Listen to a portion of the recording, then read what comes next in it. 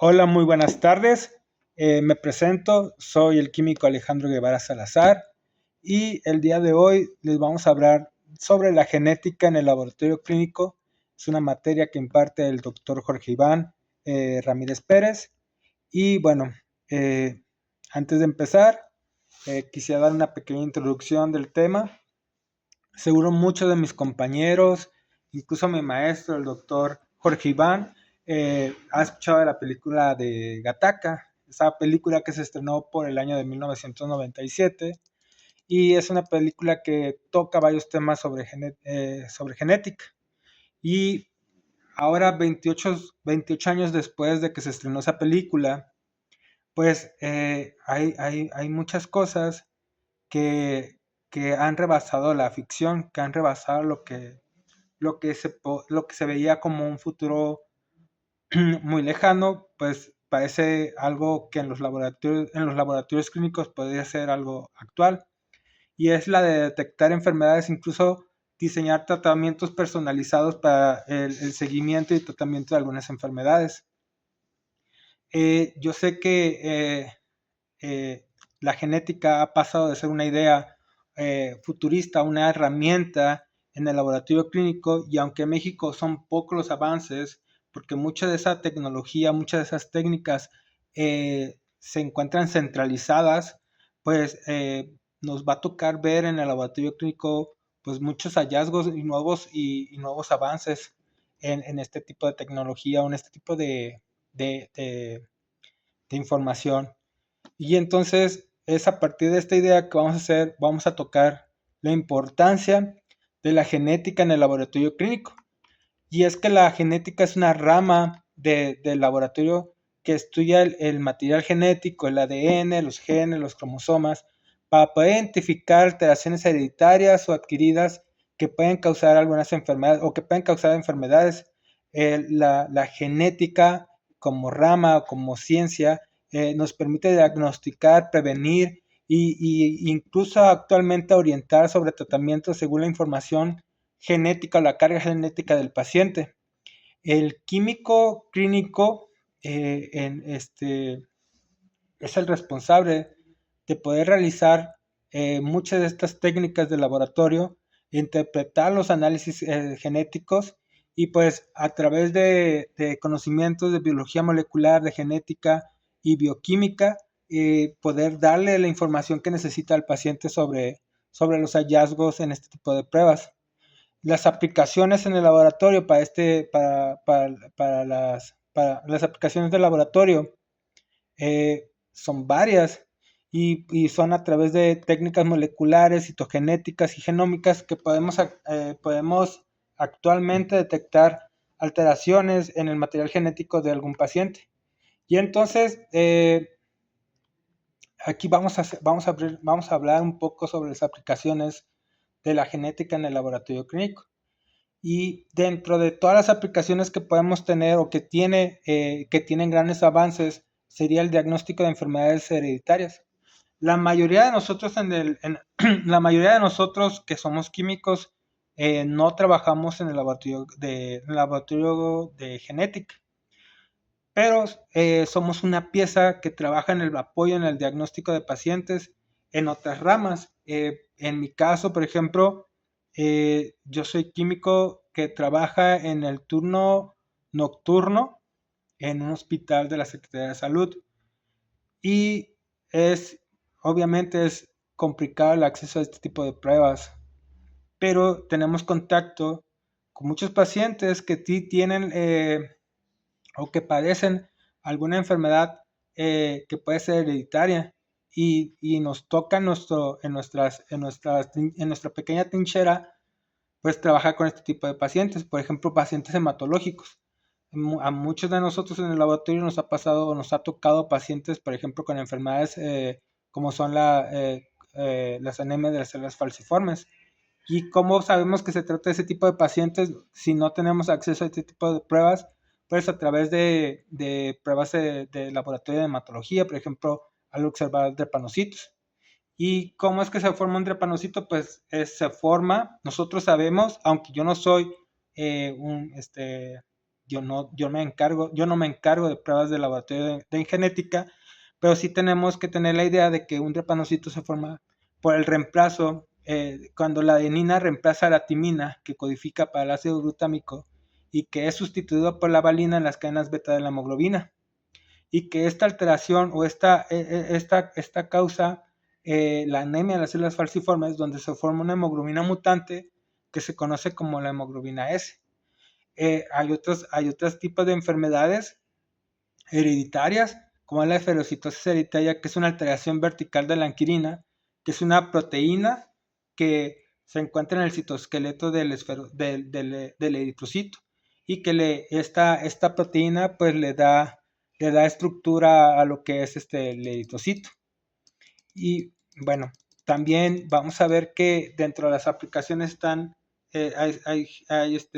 la genética molecular, y tenemos técnicas como la proteína C reactiva, secuenciación de material genético y análisis de fragmentos, que se utilizan actualmente en la medicina para diagnosticar enfermedades infecciosas como son VIH. La podemos utilizar para lo que es el diagnóstico de enfermedades como el COVID-19, bueno, que le dio un auge, que le dio una pauta muy importante esta pandemia al uso de tecnología genética para poder orientar el diagnóstico y pacientes con tuberculosis. Y entonces, lo que comentaba, ¿no? El COVID-19 dio la pauta para fortalecer nuestro sistema de salud con laboratorios y equipos con la tecnología para poder combatir la pandemia. Al inicio no había pruebas rápidas, y la única manera de detectar que un paciente había fallecido por COVID-19 a través de pruebas de PCR. En enfermedades infecciosas, por ejemplo, el VIH, que aunque actualmente en el laboratorio, bueno, hablo mucho del tema del laboratorio porque es la parte que nosotros tenemos, es la parte con la que yo puedo trabajar diario. Tenemos, por ejemplo, pruebas de VIH que ya son pruebas de cuarta generación, donde incluye pruebas como lo es el antígeno P24, que el P24 es una proteína que nos permite reducir ese periodo de ventana que se genera en la producción, que se genera en este tipo de pacientes con VIH. Muchos de nuestros pacientes con VIH generan anticuerpos a los 3 o 6 meses después de la infección. Y entonces ese periodo en que se forman los anticuerpos suficientes para que la prueba sea detectable, pues se le conoce como periodo de ventana. Y entonces prácticamente el 99% de las personas producen anticuerpos antes de los 6 meses. Y hay un porcentaje del 1% que desarrollan esos anticuerpos hasta los 6 meses. Y es por ese tipo de personas, por ese tipo de pacientes, que se desarrollaron pruebas como la P24, que es de quinta generación, que sí ha sido, que ha sido importante para zonas o para laboratorios donde el acceso a pruebas genéticas es difícil. Pero no podemos depender solamente de este tipo de pruebas.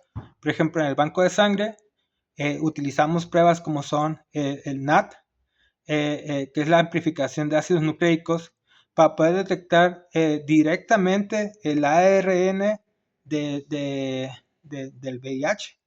Y entonces esto reduce el periodo de ventana a días.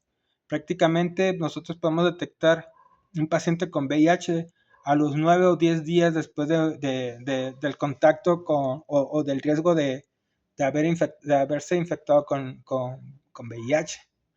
Tenemos también en el laboratorio de genética, pues, otro tipo de aplicaciones. Por ejemplo, vamos a mencionar a nivel citogenéticos. Las pruebas citogenéticas pues nos van a ayudar a analizar los cromosomas mediante cariotipo, para poder buscar anomalías como son una traslocación o una deleción en alguno de los cromosomas, como las que se presentan en nuestros pacientes oncológicos en el área de hematología. Y vuelvo al área de hematología porque Porque, por ejemplo, nosotros podríamos llegar a la idea o podríamos llegar a, a- a darle un indicio al médico sobre un paciente con leucemia, observando obviamente la biometría hemática, la citometría hemática y viendo una elevación de leucos. Pero no todas las leucemias cursan con leucos altos. Hay leucemias que cursan con leucos normales o leucos bajos.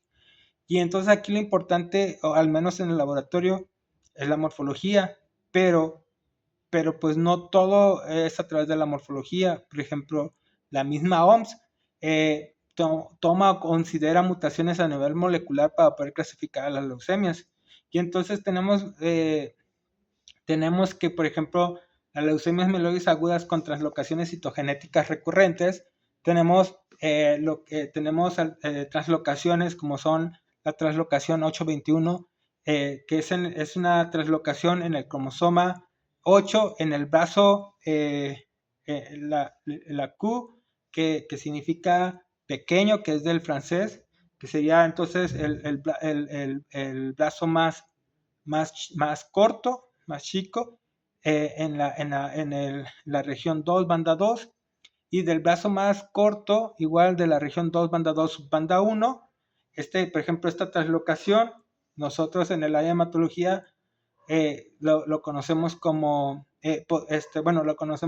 conocemos que forma un gen de fusión que se llama RUNX1, RUNX1T1, que va a ocasionar la formación de un factor de transcripción que se conoce como AML1-ETO, que que se mantiene unido que se mantiene unido o mantiene su capacidad de unirse a los inhibidores de la transcripción en las células, y esto va a ocasionar pues una falta de maduración y diferenciación en las células, en este caso eh, eh, de las células sanguíneas.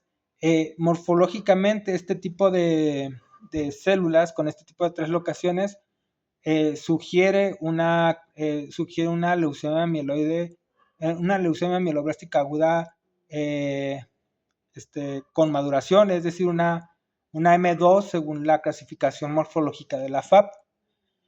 Pero al tener acceso a pruebas de citogenéticas, nosotros podemos obviamente diferenciar de manera correcta este tipo de leucemias, y esto puede afectar, y es muy importante porque puede afectar al pronóstico de la enfermedad. Y entonces, obviamente, nosotros podemos darle una idea a lo mejor al médico que se trata de una leucemia tipo mieloide, pero a través de los estudios citogenéticos, pues obviamente le vamos a dar mayor idea al médico, casi confirmarle de qué tipo de leucemia se trata y cuál va a ser el pronóstico en este tipo de pacientes, qué tan resistente va a ser esta leucemia a los tratamientos. Y hablando de tratamiento, pues también tiene aplicaciones, la genética en el laboratorio clínico, pues obviamente también tiene aplicaciones farmacogenéticas que, que en esta pues estudia o influye cómo se estudia la respuesta de ciertos fármacos. Y bueno, voy a volver a lo mismo, a utilizar ejemplos del laboratorio, que es el área donde yo estoy, y con el área de genética y de laboratorio clínico, porque seríamos nosotros, el laboratorio clínico sería el enlace ya con el laboratorio de genética. Y entonces podríamos tomar ejemplo como la anticoagulación con cumarínicos, como las enocumarinas y las warfarinas. Y es que en el laboratorio normalmente, pues todos los días nos llegan pacientes que se les, que se evalúa los tiempos de coagulación. Y entonces están los tiempos de protombina, que evalúa la vía extrínseca de la coagulación. Y entonces hay pacientes que por ciertas patologías eh, tienen que estar medicados con anticoagulantes. En este caso, pues serían las warfarinas o los acenocumarinas. Y Y bueno, utilizamos el tiempo de protombina para poder vigilar el uso de los anticoagulantes. El problema es la dosis adecuada de warfarina, que la dosis puede variar mm, enormemente, o puede variar mucho entre personas. Y entonces, una dosis correcta, una dosis incorrecta, eh, una dosis ineficaz podría llevar al paciente a que se formen coágulos y obviamente pues afectar su salud. Y la otra sería que una dosis en exceso o una sobredosis de warfarina pues obviamente va a llevar a nuestro paciente pues a presentar hemorragias, y pues en ambas situaciones pues ninguna de las dos es la adecuada. Pero todo esto tiene una causa genética, y aquí es donde entra entonces las aplicaciones farmacogenéticas. Porque, por ejemplo, la causa genética o la variabilidad que presenta la warfarina entre personas se debe en la mayoría, bueno, se debe a gran medida pues a diferencias genéticas en dos genes. Uno que lo voy a leer, que se llama CIP2C9, y este gen pues codifica a una enzima que metaboliza. Bueno, esta enzima ayuda a metabolizar y a eliminar más rápidamente la warfarina del organismo. Y entonces esto hace que el fármaco pues permanezca menos tiempo en el organismo, y entonces esto ocasionaría pues un mayor riesgo de sangrado.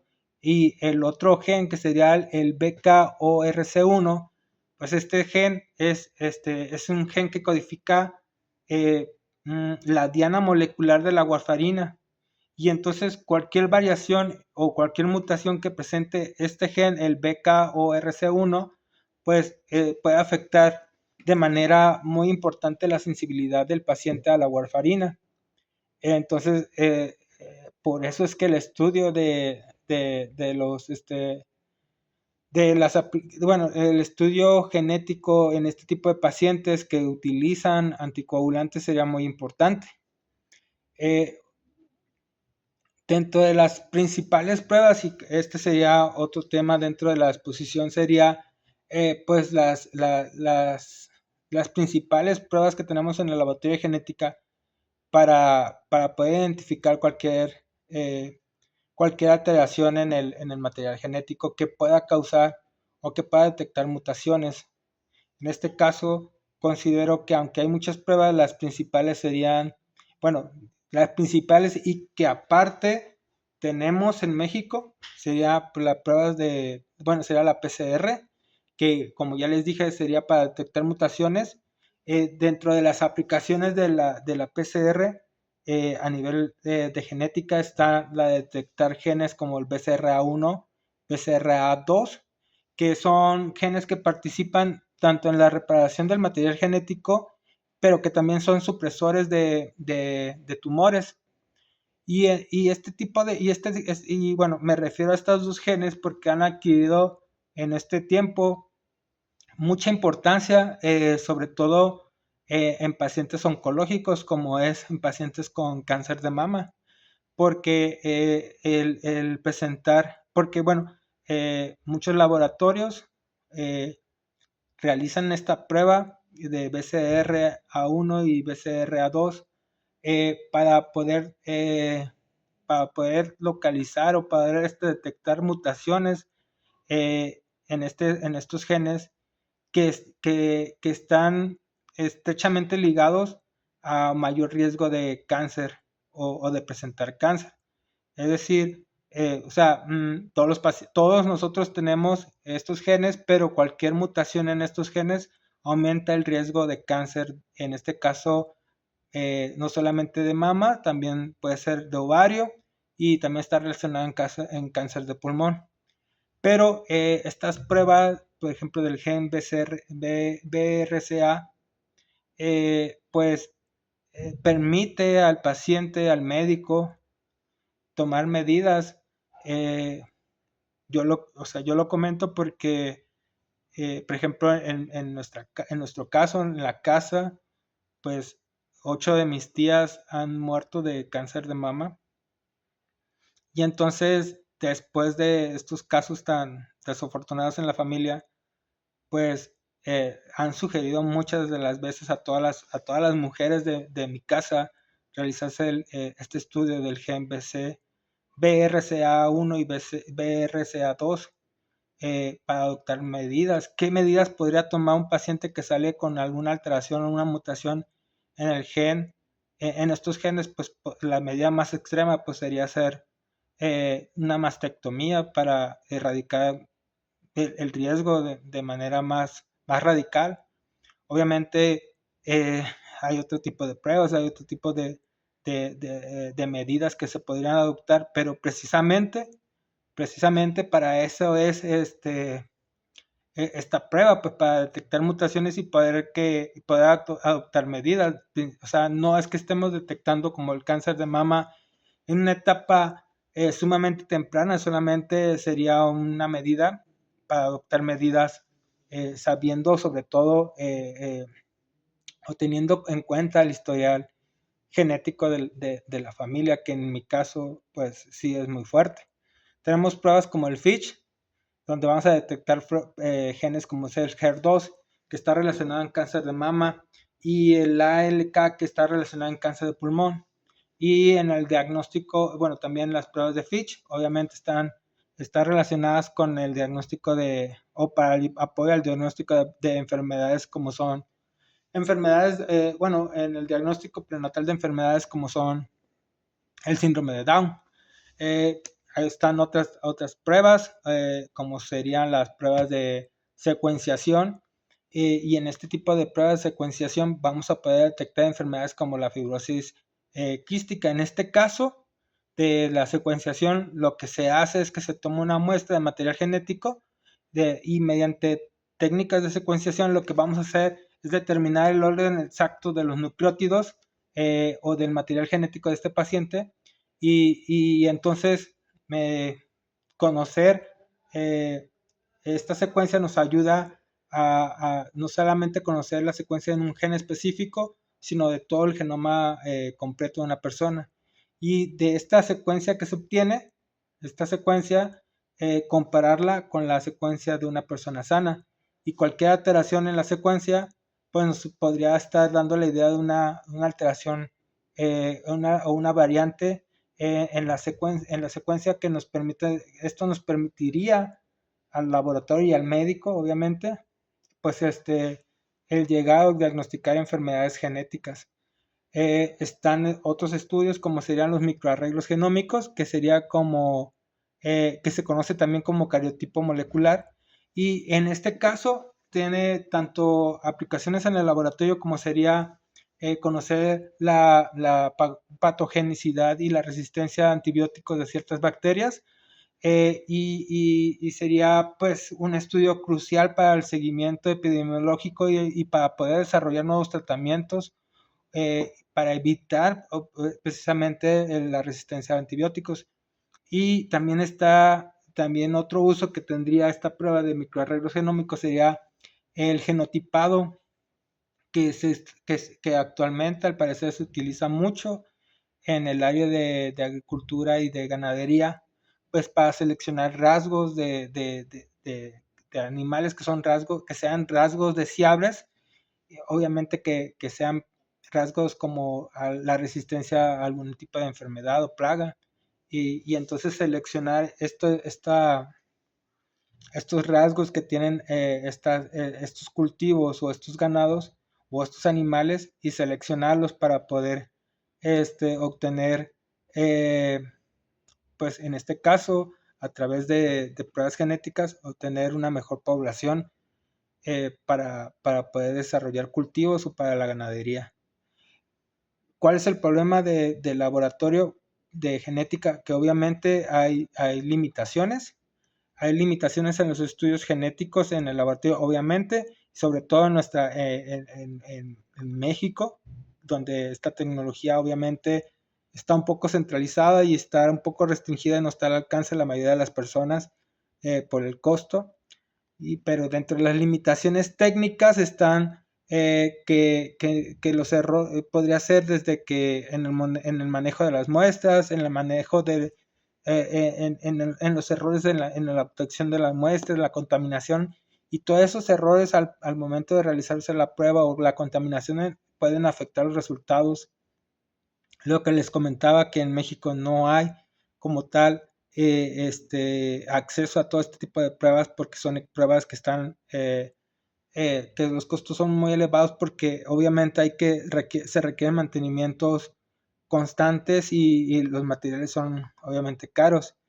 Y aquí en México también, obviamente, lo que es poder interpretar los resultados puede ser un poco complejo. Obviamente, muchos de esos resultados eh, eh, los tiene que interpretar un médico especializado en esa área.